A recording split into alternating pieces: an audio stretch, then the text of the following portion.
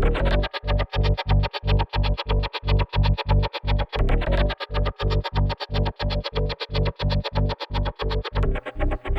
and welcome to Pushing Cardboard.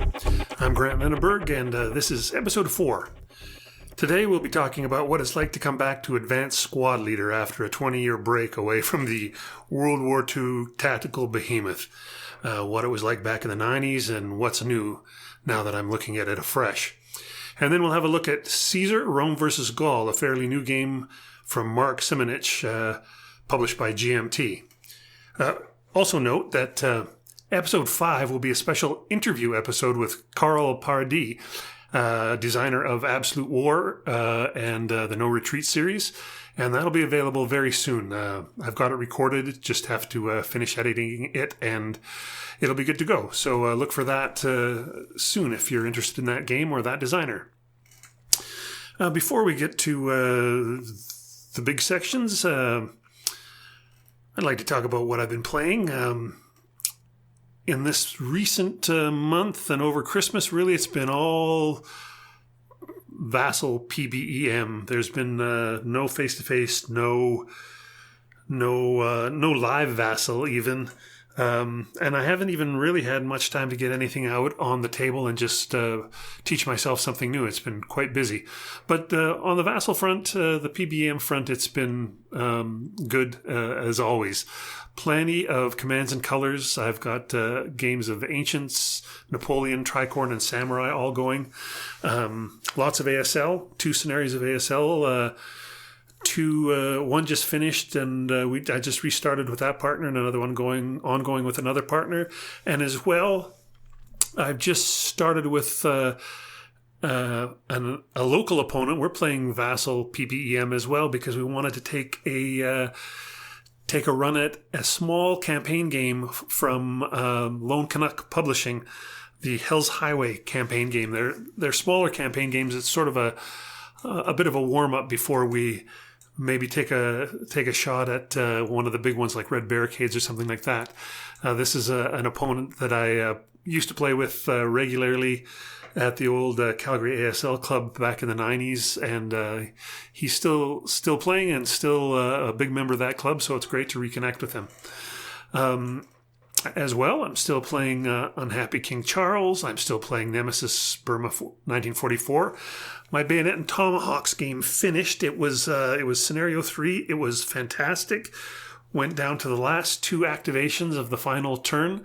As the French, I was in the lead, but in the Scenario 3, the British, they just keep coming and coming and coming. And in the second last activation, my British opponent managed to take the lead on points. And in the final activation, I had a shot at retaking Quebec, but I failed, so I lost by 1 point. But what a great game! It worked really well by playing by PBEM, and I look forward to playing the full campaign game next. We're taking a little break, but I'm sure we'll come back to it and play that one again. Also, still playing Imperial Struggle. I still like that one. It's still it's always like, oh my gosh, I got to get my head around this before I sit down to do a turn. Corregidor, Return to the Rock, and a new game of Stalingrad, Verdun on the Volga, both Mike Ranella games. Love both of those. And also have an ongoing game of Undaunted Normandy. We got finished one sen and got on to the next one, and I think we'll just keep tricking along there until we get through most of the box. And finally, still have a ongoing game of Combat Commander Europe, and really love that. So a big slate of games on the Vassal PBEM front, but for the most part they go some go quicker than others, but for most of them I can get a turnout a day or a turnout every 2 or 3 days if they're slightly more complex. I've had a few games come in. I haven't got these played yet, but I look forward to them. I got from MMP. I got Angola on their recent sale. That's been a kind of a grail game for me. I really look forward to playing that, even though it's a 4-player game and it's going to be tough for me to wrangle a game of that. I can't wait to play it. It's a unique game, and I think it's inspired a few other games, so I can't wait to play it. I got a used copy of Pax Pamir, the second edition, the new edition. I look forward to that. The update kit for Hannibal and Hamilcar, which was, I think, originally just Hannibal, the original game, Mark Simonich's original CDG. I think it was just Hannibal, Rome versus Carthage or something like that. But they've added in the extra game Hamilcar, and that's from Phalanx, and I think they've redone the rules and redone a few charts or a few things. So I got the update kit for that. I haven't even opened it yet, so I'll probably do an unboxing for that just to see what's in there. The Last 100 Yards, Volume 3, the Solomon's campaign. I'm with a buddy. We're working through some of the scenarios from the Airborne box at the moment, so that'll be a bit before I get to that. And I got a couple other that have come in, but I haven't broken the shrink yet, so I'll leave mentioning those until I actually have a look in the box. Also, if you're like me, there seems to have been a whack of charges from P500s or comparable from GMT lately. So charged and soon to arrive to me are Mark Herman's Pacific War and Mark Simonich's Salerno 43, both from GMT, and then a new printing of Hollow Legions from MMP. Two of those three are real door stoppers, so I'm pretty sure the delivery drivers are going to hate me. Okay. Let's talk about returning to ASL after a 20-year gap. I played this game extensively from 1985 to 2000. I owned almost everything available, all the core modules, the smaller expansions, all the annuals, the historical ASL sets, and as much third-party stuff as I could find. Kinetic Energy, Heat of Battle. I had folks send me photocopies of ASL UG and route reports that I wasn't able to get up here in Canada. Even a smattering of critical hit stuff. That sort of completism isn't really possible anymore. There's just such a torrent of product anymore. I'm trying some new things. Now that I've come back to the game, some stuff from Lone Canuck, dispatches from the bunker, even from France. I've got a campaign game from Le Franc Terreur. So. Yeah, I'm still bitten by the collectability of the whole thing. A brief side note. I was surprised to see when I was kind of having a look at what's still available and out at the friendly local game store, I was surprised to see Critical Hit is still around. I remember back in the 90s when the third-party stuff started to appear, there was a bit of a copyright tussle between... I can't remember if it was ASL or I can't remember if it was Avalon Hill or MMP at the time, but whoever was the rights holder and the third-party producers, ASL was threatening to shut them down for copyright infringement, and it caused a lot of folks to change the layouts of the scenario cards and things like that. But I remember Critical Hit going one step farther, and actually, if I recall correctly, they designed their game, Advanced Tobruk System, ATS. They designed that game as a way to have a game that they could use the ASL components that they were creating with their own system. So they could put out a module and say, hey, this is for ATS. But it's, if you want, it's also compatible with ASL. And of course, everybody was buying it for ASL. The tricky thing about Critical Hit is I always remember they didn't have the best record for quality control or scenario playtesting and whatnot, as I recall. At least that was my impression of them. So I was somewhat surprised to see they're still alive and kicking, and even more surprised to see that some folks actually play ATS and enjoy it. So more power to you. Hats off. I'm glad that all worked out. It's not it's not the way I thought it would work out, but if people are happy, have at it. Back in the day, I was part of the Genie ASL group, which then morphed into the Usenet ASL mailing list, and that's where I first ran into guys like Brian Youse and Perry Koch, as well as Tom Rapetti, Dan Dolan, Rodney Kinney. the designer of the original VASL. Not household names, but for ASLers and particularly older ones, they'll probably ring a bell. We used to play a lot of PBEM back then as well, but you had to leave the game set up on your table. There was no VASL back then. So you left the game set up on your table and you emailed phases back and forth, all on the honor system. I found a rack that was, I think it was for holding drafting drawings, and it had 6 removable sort of slide-out shelves that could be pulled completely out. So each one of them would hold a game as long as it wasn't more than 3 maps. So I had a lot of ASL, PBEM going even back in the On Your Honor Hex Encounter days, live non-virtual days, on the actual board. I've been doing the PBEM thing a long time. So, what strikes me as new after 20 years of not really paying attention to the game? Probably the first thing is the rule book. Number one, finally, an ASLRB, an electronic, a PDF version. I remember my old ASLRB was filled with pencil notations, Q&A references. It was just like stuff that I printed out on the computer and pasted in, and it was just a giant mass of a thing. This is so much better. It's so much lighter, and the ability. I mean, ASL's got a fantastic index, the best index of any war game I know. But even with that, it's so great to be able to use the PDF version and just do a search for a certain term when you're in a certain part of the rule book. It's just so quick to find what you want. That said, I do have a new version of the paper rule book, and it's interesting. The rules themselves look a little. I don't know how else to say it. They look a bit fatter. It's I'm not talking about the typeface or the font or whatever. It's just that I look at certain paragraphs and it's like something that used to be 4 sentences now is 6, and some things that were 6 are now 10.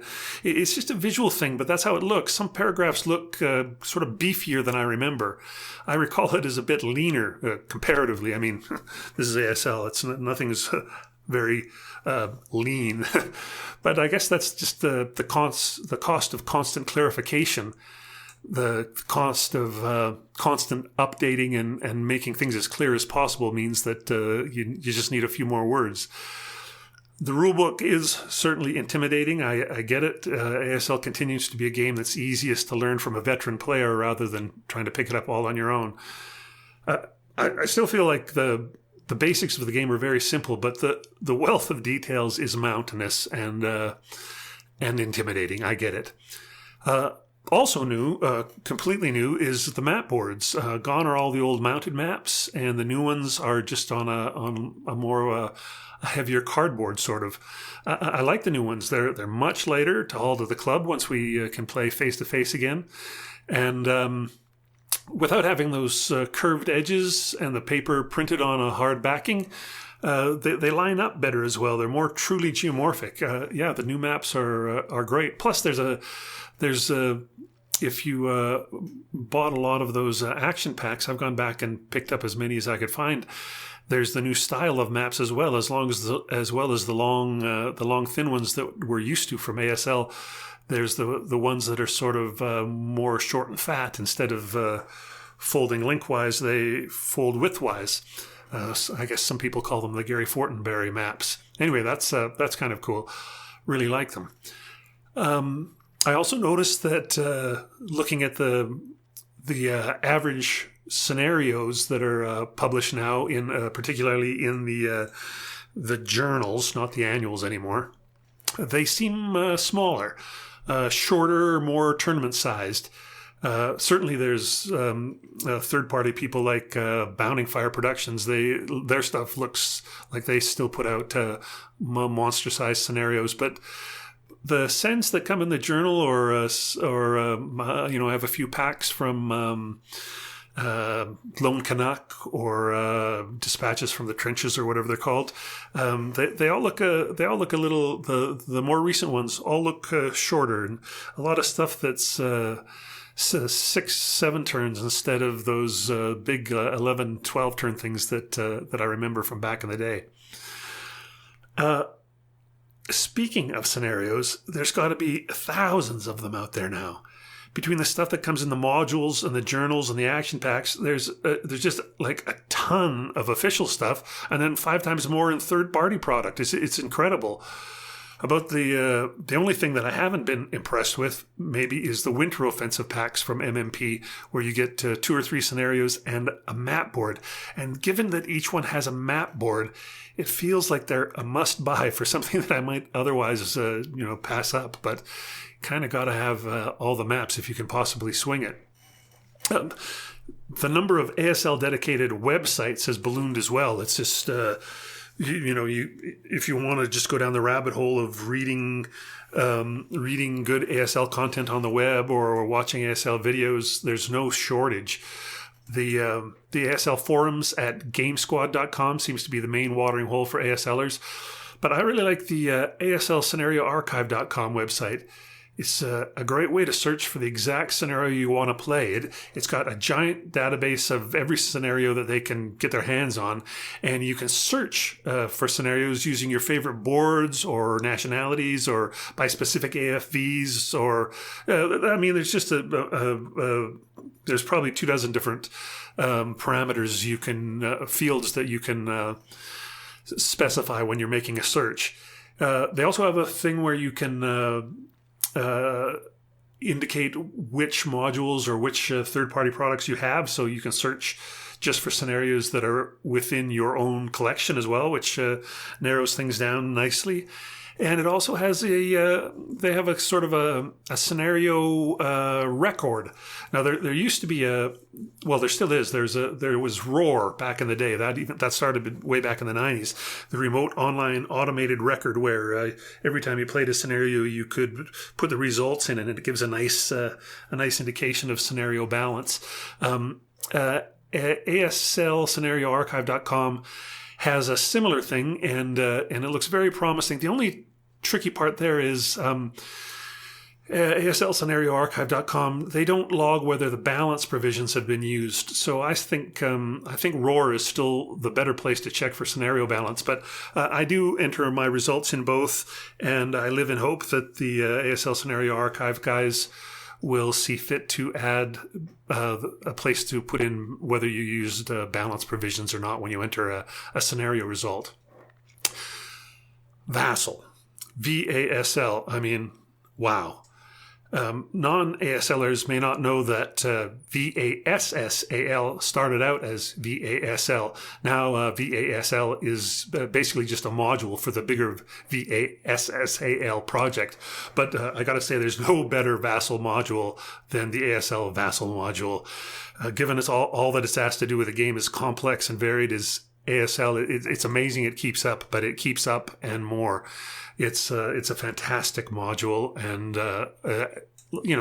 like all of Vassal, has opened up gameplay for all. I'm so grateful for Rodney Kinney for designing that originally, and for the people who managed to keep it going. And it's an all volunteer thing, so hats off to those guys. That's fantastic.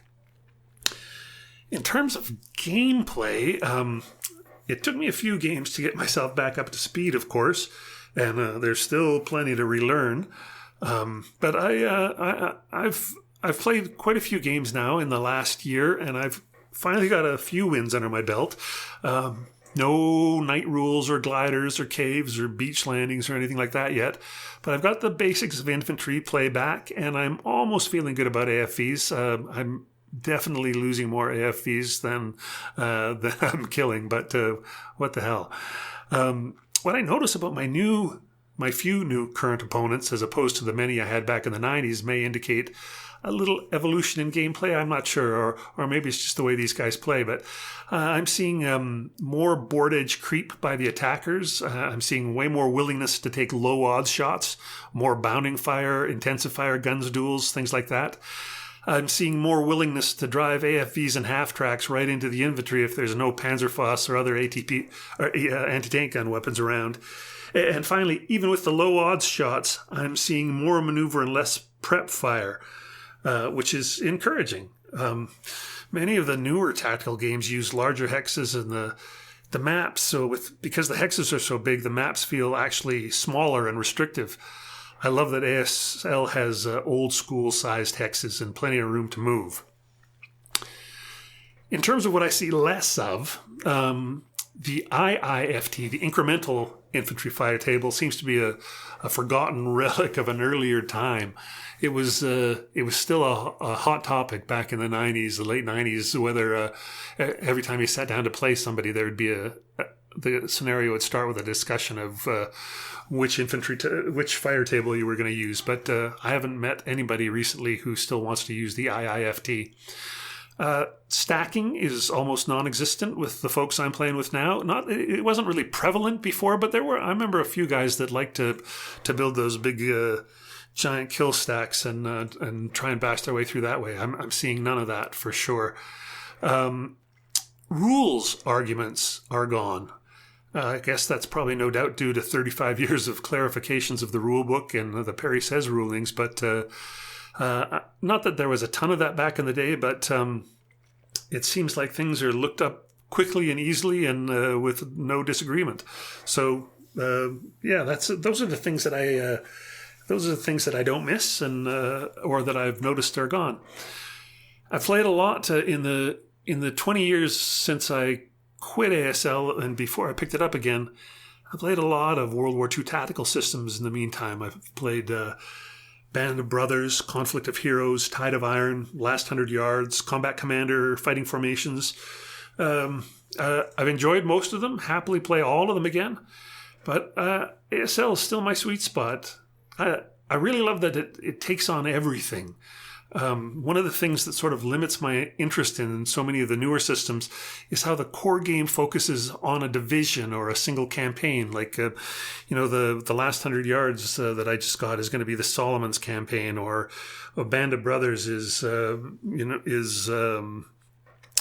focuses on a single division, or even Fighting Formations is the Grosse Deutschland division. It's I don't know. I like the way ASL just gives you entire nationalities and the entire range of the war to work with. Scenarios that can be set anytime, anywhere in terms of all of World War II. So, yeah, still my sweet spot. On to what's new. How about Caesar, Rome versus Gaul by Mark Simonich from GMT Games? This is a fairly new game. I think maybe it did come out in 2020, maybe 2020. I'm not sure if it was 20 or 21. This is Simonich designed what I think was the second ever card-driven game with his Hannibal Rome versus Carthage game. I think that was the next CDG after the We the People game that was the CDG originator by Mark Herman. Anyway, I think Simonich designed the second ever one, the Hannibal one, and this in many ways is a successor to the Hannibal game. It's quite similar. The Hannibal game is now with Phalanx. It's its third publisher, and it's been gussied up with strange new dice and huge minis, so it's clearly a well-loved game. The Caesar game builds upon that original game, and I think it improves it in some ways. The basic gameplay is very similar. Each player gets a hand of cards each turn, which he uses to move or attack with his leaders or his troops. On the Roman side, you've got Caesar and 2 consuls and a bunch of legions. And for the Gauls, it's mostly tribes, but the occasional leader pops up or the occasional mercenary. Each card played can be used either for the event, with the card text describing what's available for you to do, or for op points, although they're called action points here, which you can use to activate units, or plant your political control pieces, things like that. The map is a point-to-point map showing all of Gaul with Germania and Britannia abstracted in the upper northeast and northwest. And like many of the early CDGs, you spend much of the early game using your action points to place political control markers, called influence markers here. And then you spend a bunch of the rest of the game trying to wrestle those spots away from each other. A battle has changed in this game. In the Hannibal game, it was a deck of battle cards, but here instead it's a dice-based affair with a CRT. The twist here is that legions have a minimum they can roll. Their 1s or 2s become 3s, making them a little more powerful. And each leader or tribal leader gets a number of rerolls. Caesar gets 3 rerolls. Most of the Gaul tribes just get a single reroll. You can reroll one of your own dice or force your opponent to reroll one of his. The whole thing is battle plays out much more quickly than the original battle deck and works much better for vassal PBEM. So that really works well for me. The other completely new thing is how the Gauls arrive on the map. Caesar and his legions, they basically stay on the map wherever you leave them from turn to turn. But for the Gauls, each turn, 3 new chits are drawn at random from an opaque cup or a bag, and those chits represent 3 new tribes that are placed on the map in whatever their little home area is, or they can be held off-board for later if you wish. So each turn, the Gaul gets 3 more tribes, and the Roman has been trying to eliminate the tribes as fast as they pop up. It's a bit of a whack-a-mole game. But the cool thing is with this random arrival of these Gauls, no 2 games will be alike, as you never know where the Gaul uprisings will be. As well, tribes, when they fight with the legions, they're not always eliminated in combat. They can be, and then the Roman gets victory points for that. But sometimes the Roman force is so powerful that instead of eliminating them, they merely subjugate them. And so the Gaul pieces are removed and put in this subjugation holding box, usually losing a step of their power. Most units in the game are 2-step units. The Gaul player can then use a turn somewhere later in the game to bring back all the subjugated units from that box and put them on the map in their home areas. They'll be weak, but they'll still be a big nuisance for Caesar to deal with, and another thing that makes the game completely different from play to play. Victory in this game is dependent on how well Caesar does.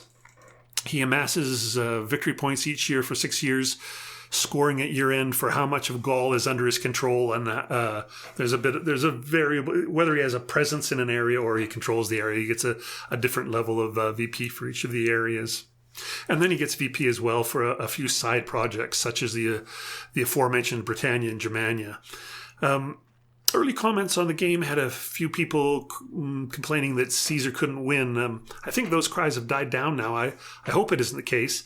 It does feel like the game comes down to sort of a single point differential between Caesar winning and losing, at least in my place so far, and a lot that I've seen reported. And I don't know. Here's hoping it turns out to be balanced, as this game is great fun to play.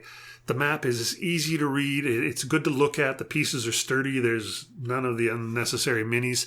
It's a typical A+ GMT production. I really like it. It does have a vassal module. It's perfectly usable. I'd say it lacks a few features. Firstly, of course, there's no notes widget. This should be standard on any module where the players play by email, but some designers, I don't know, some designers just sort of forget about PBEMers. They think everybody plays Vassal live. I wish they'd broaden their horizons a little bit. Also, there's no way to note when Caesar has been delayed. That's a game mechanism. It can only happen once per game, but on each of the 6 turns, the Roman player has to roll and see if Caesar appears on the very first impulse or if he has to wait. And once he's delayed and has to wait once, then you don't have to roll for it anymore for the rest of the game. But there's no place to note this, and it's a hard thing to remember this sort of thing over PBM. It would be nice if there was just a little checkbox, or even the notes widget would help with this. Worst of all, I suppose, with this module is nothing. Well, all the names are on the map. All the areas are named properly on the map, but the logging doesn't pick up the names from the map. So whatever the designer has used for the map tiles, he's written the name there, but he hasn't actually named the areas on the map. So when you move a unit on the map, it just says Unit A moves from main map to main map. It doesn't say moves from this place to that place. It makes it difficult to see where the action is sometimes. You got to really make sure that you've got your preferences set where the screen follows your opponent's moves. But it would just be much more helpful if the designer had taken the time to make the logging more robust. Again, that's a thing that's really helpful for PBEMers, and perhaps it was just forgotten about. Also, the leaders and the units, they're in the way the module's been designed, they're of a different unit type than the control markers. So that means that if you have a control marker on a space with a bunch of units on top of it, if you hover your mouse over that stack, you'll get to see all the units, but you won't get to see the control marker on the bottom. And you'll have to pull the units off manually to see who controls the space. It's a small thing, but it gets very annoying over the course of a game. It would be even if there was a button. I've seen this in many modules where you can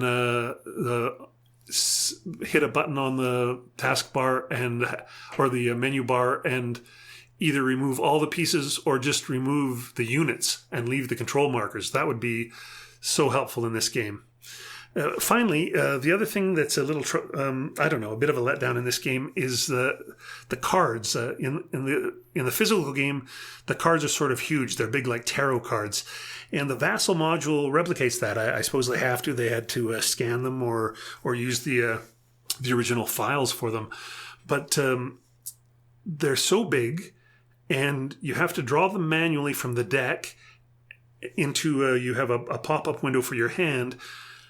But there's no snap to grid feature. There's no button that automatically draws the card to your hand. So you're dragging and dropping these cards, and I've got a pretty big screen, but I don't seem to be able to open both my the screen for my hand and the screen for the deck without making them overlap. So when I'm drawing my hand, my hand's just always a mess. There's a lot more elegant ways to do the dealing of cards and the arrangement of cards in Vassal. Look, I'm grateful for the module. I appreciate that all module design is done for free, and I really appreciate it. But this module just doesn't measure up to modules for similar games. It's version 1.1. I hope it continues to be developed and improved, because the game really deserves an A+ module as well. Okay, time for a little tip of the cap, I should say. I'd like to tip my cap this episode to War Diary magazine. I've subscribed to this for a couple of years now. It's a great magazine. It's kind of a mix of historical articles with game tie-ins, game reviews, and general wargaming chatter. I really like it. I've found the price for it to be decent as it is, but they've adjusted their prices, and I think their price for Canada and USA is still great. It might even be slightly reduced. I think it's $32 US per year. And look, I just have to say, big shout out to these guys for including us Canadians in your US pricing, because you're the only subscription I have where I don't pay extra to get it across the border. So I love that. Anyway, $32 per year for US dollars per year for the paper mailed version. But anyone can choose between the paper or the PDF subscriptions. And a digital subscription is only $16. So I think the PDF version is going to be a big boon to overseas subscribers, because I think the the price for overseas is close to $50. So suddenly being able to get the game for $16 to get the PDF, they don't. It's not like they never have an included game or anything like that. But I think I've only seen an included game type insert in maybe 1 in 6 or 8 issues. So a digital subscription, you're really not losing anything. The whole magazine seems to be run by seasoned gamers who've been around the block. I really enjoy it. So hats off to War Diary magazine. Check it out. Finally, before we go, editorial time. This month I want to talk about blocks. I love them. I love block games. I love double-sided Commands and Colors style blocks, single-sided Rommel in the Desert style, or even Academy Games style with no sticker, the little small cubes for games like 1812, 1775, 1754. I like them all. There's just something satisfying about the tactile feeling of painted wooden blocks with or without stickers. Given the choice between blocks and minis, it's no contest for me. Blocks feel better in my hand. They don't break. You don't need to paint them. They're easier to store, and they make the games less expensive. I guess maybe for some players, the appeal of minis is they help them feel more immersed in the game, but I have no such feeling. In fact, I wish the Commands and Colors blocks use symbols or something rather than the indistinguishable little drawings on their stickers. I'm plenty immersed in gameplay if it's a good game. I don't need the little figurines for sure. I get that blocks aren't a good fit for every game, particularly the single-sided ones that are meant to increase fog of war. I'm not sure they make sense in a big strategic World War II game, for example, where they may keep you from knowing if the unit in the next hex from you is your enemy's infantry or his armor. I think, when we're talking about divisions or armies, we'd kind of know. But for games like, say, Hammer of the Scots or things like that, where everything is infantry, I think the fog of war blocks work great. A while ago, I was listening to a podcast and I heard the head honcho from Academy Games saying folks preferred minis to cubes and that the cubes lovers were just a very vocal minority. The silent majority prefers minis, was his inference. Wow, that's a Nixon-esque phrase if ever there was one, meant to discount those of us who like Academy's games, but not their move away from cubes. I have no idea if I'm in the minority or majority on this, but just count me as a vocal supporter in my love of blocks. Well, thanks for listening once again. You can look for us on the web at pushingcardboard.com, where you can comment on anything you hear here, or at Cardboard Pusher on Twitter. If you enjoyed it, give us a rating on your local podcast app, and tell a buddy about us. In the meantime, happy gaming. Talk to you next time.